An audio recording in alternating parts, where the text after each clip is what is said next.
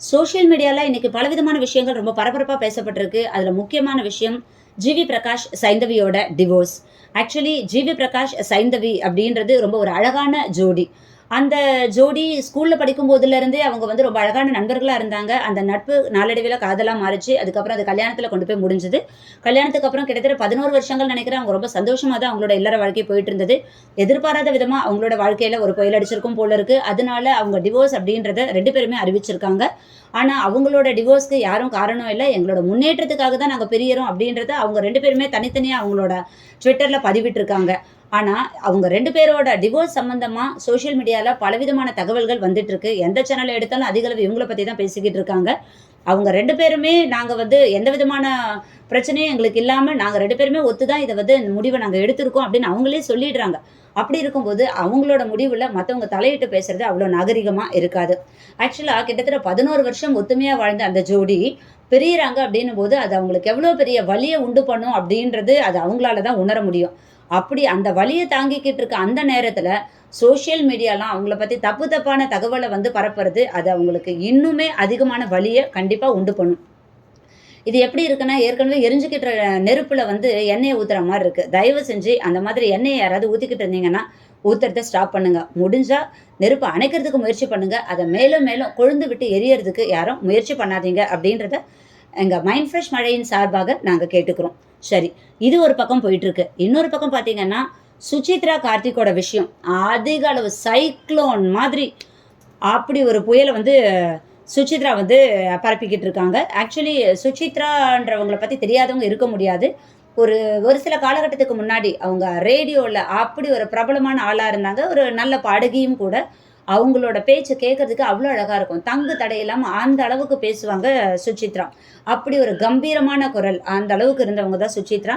ஆனா இன்னைக்கு அவங்க தோற்றத்த பார்க்கறதுக்கே வந்து ஆஹா! சுசித்ராவா இது அப்படின்ற மாரி இருக்கு. இதுல அவங்களோட கல்யாண வாழ்க்கை வந்து அந்த அளவுக்கு அவங்கள வந்து புரட்டி போட்டிருக்கு அப்படின்ற செய்திய வந்து யாராலயுமே நம்ப முடியாத ஒரு செய்தியா இருக்கு. அந்த அளவுக்கு அவங்க பாதிக்கப்பட்டிருக்காங்க.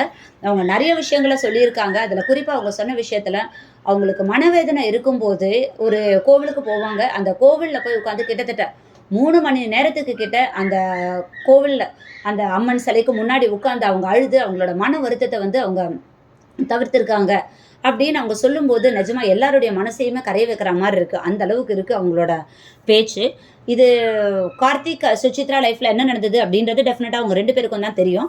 ஆனா இவங்க விஷயத்துல பார்க்கும்போது, இவங்க 2 பேர் மட்டும் இல்லாம, பலவிதமான திரை பிரபலங்கள் இதுல வந்து இருக்காங்க. ஒவ்வொருத்தர பத்தியும் ஒரு சில விஷயங்கள் ஹீரோவா இருக்கட்டும், ஹீரோயினா இருக்கட்டும், ஒரு சில திரை பிரபலங்கள பத்தி நெறைய விஷயங்கள வந்து அவங்க சொல்றாங்க. இந்த விஷயங்கள்லாம் ரொம்ப ஷாக்கிங்கா இருக்கு. இதோட ஆ பின்விளைவு எப்படி இருக்கும் அப்படின்றது நமக்கு தெரியல. இது சம்மந்தப்பட்டவங்கலாம் என்ன பதில் குடுக்க போறாங்க அப்படின்றது நமக்கு தெரியல.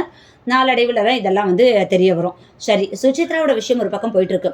இன்னொரு பக்கம் பார்த்தீங்கன்னா, பைல்வான் சார் பலவிதமான டாபிக்க பரபரப்பா எடுத்து பேசி, பலவிதமான கலவரத்த உண்டு பண்ணிக்கிட்டு இருக்காரு. ஸோ இந்த மாதிரியான விஷயங்கள் எல்லாம் YouTubeல ரொம்ப பரபரப்பா போயிட்டுருக்கு. அதுல நெறைய பேர் வந்து கசுத்தி ஒரு ட்ரையாங்கிள் ஷேப்ல ஒரு பக்கம் பார்த்தீங்கன்னா, ஜிவி பிரகாஷ், இன்னொரு பக்கம் சுசித்ரா, இன்னொரு பக்கம் பைல்வான் அப்படி ஒரு ட்ரையாங்கிள் ஷேப்ல அப்படி போய்க்கிட்டு இருக்கு. இதுல நாம எல்லாருமே மூழ்கி உட்கார்ந்துட்டு இருக்கோம். இதுக்கு நடுவுல நம்ம குழந்தைங்களோட லைஃப் அப்படின்றது ஒண்ணு இருக்கு. இதுதான் இந்த வீடியோல சொல்லப்போற முக்கியமான விஷயம். இப்ப வந்து பார்த்தீங்கன்னா, ஐபிஎல் மேட்ச் போய்க்கிட்டு இருக்கு. இந்த சமயத்துல பார்க்கும்போது நெறைய ஆன்லைன் கேம் அப்படின்னு சொல்றத விட எனக்கு தெரிஞ்சு ஆன்லைன் சூதாட்டம் அப்படின்னே நான் சொல்வேன். இது வந்து அதிக அளவுல பரபரப்பா போய்க்கிட்டு இருக்கு. அதுல உங்க பசங்க அடிக்ட் ஆயிருக்காங்களா அப்படின்றத தயவு செஞ்சு பெற்றோர்கள் கவனிங்க. இது வந்து சும்மா ஜஸ்ட் ஃபார் ஃபன். என் குழந்தை ஒரு ஃபன்னுக்காக இது விளையாடுறான். மெயினா வந்து பார்த்தீங்கன்னா, கிரிக்கெட்ட அதிகமா விரும்பக்கூடியவர்கள் இளைஞர்களா இருக்காங்க. அந்த இளைஞர்கள் இந்த கேம்ல அடிக்ட்டா இருக்காங்களான்றத செக் பண்ணுங்க. இல்ல என் குழந்தை விளையாடுவான். ஆனா இது ஒரு ஃபன்னுக்காக விளையாடுவான். அப்படின்னு நீங்க சொல்றவங்களா இருந்தீங்கன்னா, தயவு செஞ்சு அத மாத்திக்கோங்க அந்த முடிவ. ஃபன்ல ஆரம்பிக்கிறது தான் நாளைக்கு ஒரு பெரிய பிரச்சனைய வந்து உண்டு பண்ணும். இது ஆக்சுவலி பார்த்தீங்கன்னா, ஒரு கேம்னா ஜஸ்ட் லைக் தட் விளையாடுற கேம் கிடையாது. இது வந்து ஒரு பெட். ஒரு பணம் கட்டி விளையாடுற ஒரு கேமா இருக்கு. உங்களுக்கு கூட தெரிஞ்சிருக்கலாம். இல்ல என் குழந்தை வந்து அதிகமாலாம் இதுல இன்வெஸ்ட் பண்ண மாட்டான். ஒரு ரூ. 50 ஒரு நாளைக்கு கட்டி விளையாடுவான். அவ்வளோதான் மிஞ்சி போனா ஒரு ரூ. 100 அப்படின்னு சொல்லலாம். இன்னைக்கு ரூ. 50ல ஆரம்பிச்சவங்க தான் 50,000 இழந்திருக்காங்க. இந்த கேம்ல 5,00,000 இழந்திருக்காங்க. 50,00,000 இழந்திருக்காங்க. இந்த மாதிரியான கேஸஸ்லாம் நெறைய இருக்கு. அத நீங்க பார்த்திருக்கீங்களான்னு எனக்கு தெரியல. இப்ப கூட சமீபத்தில பார்த்தீங்கன்னா, ஒருத்தர் ரூ. 6,00,000 இதுல இழந்திருக்கேன் அப்படின்ட்டு ஒரு கேஸை ஃபைல் பண்ணியிருக்காரு. எத்தனை பேருக்கு இந்த விஷயம் தெரியும்னு தெரியல. தெரியாதவங்க தயவு செஞ்சு நீங்க சர்ச் பண்ணி பாருங்க. இந்த ஆன்லைன் கேமால நெறைய பேர் பாதிக்கப்பட்டிருக்காங்க. உங்க பசங்க தயவு செஞ்சு இந்த ஆன்லைன் கேம விளையாடுனாங்கன்னா, நீங்க விளையாடக்கூடாதுன்றத ஸ்ட்ரிக்ட்டா சொல்லுங்க. மொபைல் அவங்க கிட்ட இருந்து முதல்ல வாங்குங்க. சும்மா ஜஸ்ட் லைக் தட் நான் மொபைல வாங்கிட்டேன் நீ விளையாடாத அப்படின்றத சொல்லாதீங்க. இதோட பின்விளைவுகள் என்ன அப்படின்றத அவங்களுக்கு புரியிற மாதிரி எடுத்து சொல்லுங்க. கண்டிப்பா உங்க பசங்க புரிஞ்சுப்பாங்க. நம்ம குழந்தைங்கள ஒவ்வொரு விஷயத்துக்கும் நம்ம குழந்தைங்களோட ஸ்கூல செலக்ட் பண்றதுலேருந்து, அவங்களுக்கு குடுக்குற ஸ்நாக்ஸ்லேருந்து, ஒரு கொரோனா டைம்ல நம்ம என்ன ஃபுட் குடுக்கலாம், அவங்களுக்கு எதிர்ப்பு சக்தி எப்படி நம்ம உண்டு பண்ணலாம் அப்படின்ற ஒவ்வொரு விஷயமா நம்ம பார்த்து பார்த்து செதுக்கி செதுக்கி குழந்தைய நம்ம வளர்க்குறோம். அப்படி வளர்த்து ஒரு குறிப்பிட்ட வயசுக்கு அப்புறம் அது ஆக்சுவலி இந்த கேம் ஆரம்பிக்கிறதே பார்த்தீங்கன்னா 18 வயசுக்கு அப்புறமா தான் அப்படின்னு சொல்றாங்க. 18 வயசு வரைக்கும் நம்ம குழந்தைய ரொம்ப கண்ட்ரோலாவே வச்சிருப்போம். 18 வயசுக்கு மேல ஓகே அவனுக்குன்னு ஒரு மெச்சூரிட்டி வந்துட்டு அவன் லைஃப் அவன் பார்த்துப்பான்னு விடுற வீடு நெறைய வீடுகள் இருக்கு. தயவு செஞ்சு அந்த மாரி விடாதீங்க. ஏன்னா உங்க குழந்தை தெரிஞ்சு தப்பு பண்றது கிடையாது. தப்புன்னு தெரியாம தான் அந்த தப்ப பண்ணுது. அதனால இது தப்புன்றத குழந்தைக்கு புரிய வைங்க. இந்த ஆன்லைன் சூதாட்டத்துல இத விளையாடுனாங்க அப்படின்னா, தயவு செஞ்சு அதுலருந்து அவங்கள வெளில வர்றதுக்கு உங்களால ஆன முயற்சிகள நீங்க பண்ணுங்க. ஆக்சுவலா இந்த கேம ரன் பண்றவங்க என்ன சொல்வாங்க அப்படின்னா, இது வந்து ஒரு சூதாட்டம் கிடையாது. இந்த ஆன்லைன் கேம் வந்து பார்த்தீங்கன்னா, இது பணத்த இழக்கிறதுக்கான ஒரு கேம் கிடையாது. இது வந்து பார்த்தீங்கன்னா, ஸ்கில் டெவலப்மென்ட். அவங்களோட ஸ்கில் பிரெயின் இருக்கவங்க தான். அதாவது கிரிக்கெட்ல வந்து அந்த நெளிவு சுழிவு தெரிஞ்சவங்க தான் வந்து இத விளையாட முடியும். எல்லாராலயும் விளையாட முடியாது அப்படின்னு சொல்றாங்க. ஆனா கிட்டத்தட்ட அவ்வளவு கோடிக்கணக்கான மக்கள் இத விளையாடுறாங்க. அவ்வளவு கோடிக்கணக்கான மக்களுக்கும் இந்த நெளிவு சுளிவு தெரிஞ்சிருக்கா அப்படின்னு பார்த்தீங்கன்னா, டைரக்ட்டா அது வந்து கொஸ்டின் மார்க் தான். கிட்டத்தட்ட 30,00,00,000 பேர் இத விளையாடுறதா சொல்லிக்கிட்டு இருக்காங்க. அவ்வளோ பேர் விளையாடுறாங்க. இப்ப ஒருத்தர் ரூ. 50 கட்டி ஒரு நாளைக்கு விளையாடுறாங்க அப்படின்னா, ஒரு மாசத்துக்கு எவ்வளோ பணம் ஆகுதுன்றத யோசிச்சு பாருங்க.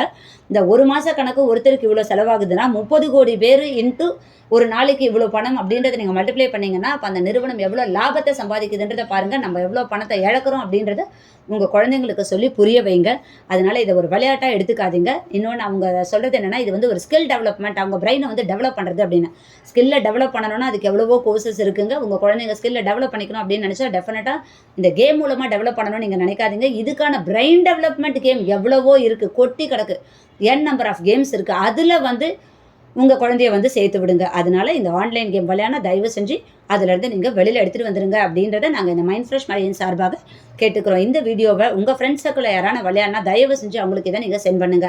உங்க ஃப்ரெண்ட்ஸா இருக்கட்டும், ரிலேட்டிவ்ஸா இருக்கட்டும், இல்ல தெரிஞ்சவங்களா இருக்கட்டும், யாருக்கா இருந்தாலும் இந்த கேம் அவங்க விளையாடுறாங்கன்னா, இத அவங்களுக்கு அனுப்பி விடுங்க.